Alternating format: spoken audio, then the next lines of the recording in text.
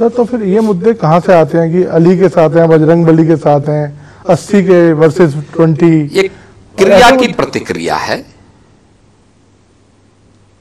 अगर कोई व्यक्ति, भाई मैंने तो 80-20 की बात की थी, मैंने कहा 80% बीजेपी के साथ होगा, 20% हमेशा विरोध करता है, विरोध करेगा।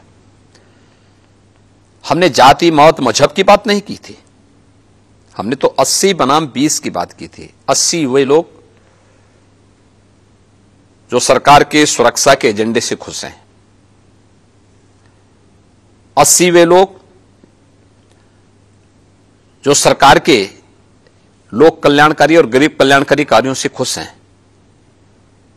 जिन्हें विकास पसंद है,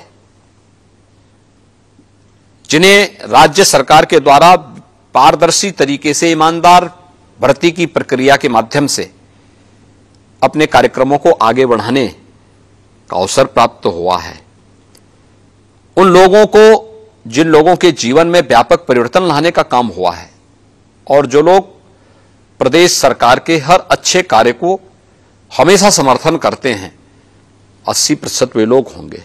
20% वे लोग जिनको हमेशा विरोध करना है, वे पहले भी विरोध करते थे, आज भी विरोध करेंगे, नकारात्मक सोच है, वे पेशेवर माफिया और अपराधियों के समर्थक हैं, वही रहेंगे। तो ये चुनाव तो 80 बनाम 20 का है। लेकिन मैं कह सकता हूं कि पहले चरण के मतदान के बाद स्पष्ट हो चुका कि वास्तव में चुनाव 80 बनाम 20 का ही है।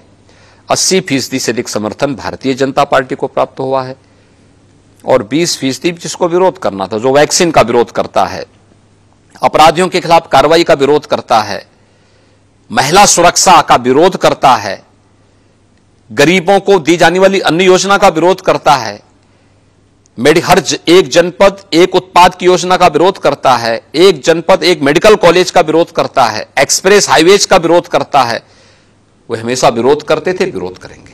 सर आपका आज एक ट्वीट मैंने देखा अभी आने से पहले, एक गजवाए हिंद का सपना देखने वाले तालिबानी सोच के मजहबी उन्मादी की गांठ लें कि वो भारत में शरिया नहीं चलेगा, संविधान चलेगा। ये आज ट्वीट करने का मतलब और इसका मतलब नहीं है। ये इसका मतलब है, जो लोग सपना देख रहे हैं गजवाई हिंद का, मैं बहुत स्पष्टता के साथ कह सकता हूं, ये नया भारत है। ये दुनिया के सबसे लोकप्रिय नेता से नरेंद्र मोदी जी के नेतृत्व का भारत है। इस नए भारत में विकास सबका, लेकिन तुष्टीकरण किसी का नहीं। सबका साथ, सबके विकास की भावना के साथ सरकार कार्य कर रही है। सबका विश्वास और सबके प्रयास को लेकर के सरकार चल रही है। ये नया भारत संविधान के अनुरूप चलेगा, शरीयत के अनुरूप नहीं। और मैं इस बात को भी स्पष्टता के साथ कह सकता हूं, गजवाए हिंद का सपना कयामत के दिन तक भी साकार नहीं होगा। सर हमने देखा एक हिजाब को लेकर कंट्रोवर्सी चल रही है, उस पर आपका कोई व्यू है कि हिजाब? देखिए, मेरा तो बहुत स्पष्ट मानना है, भारत की व्यवस्था संविधान के अनुरूप चलनी चाहिए।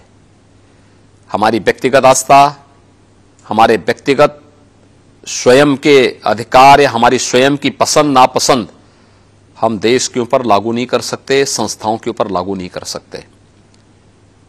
ये नहीं लागू कर सकते हैं। क्या मैं उत्तर प्रदेश के अंदर सभी कर्मचारियों को या सभी लोगों को ये बोल सकता हूं कि आप भी भगवा धारण करें? ये उनका विषय है, जो उनको धारण करना करें। लेकिन ड्रेस कोड स्कूलों में लागू होना चाहिए, स्कूल का विषय है, स्कूल के अनुशासन का विषय है। आर्मी में कोई ये कहेगा कि हम लोग जो है अपने अनुसार चलेंगे, फोर्स में कोई इस प्रकार की बात करेगा? कहां अनुशासन रह पाएगा? व्यक्तिगत आस्था आपकी अपनी जगह होगी, लेकिन जब संस्थाओं की बात होगी तो संस्था के नियम कानून को हमें मानना होगा। देश की व्यवस्था होगी, देश के संविधान को मानना होगा। विकासाचा ध्यास म्हणजे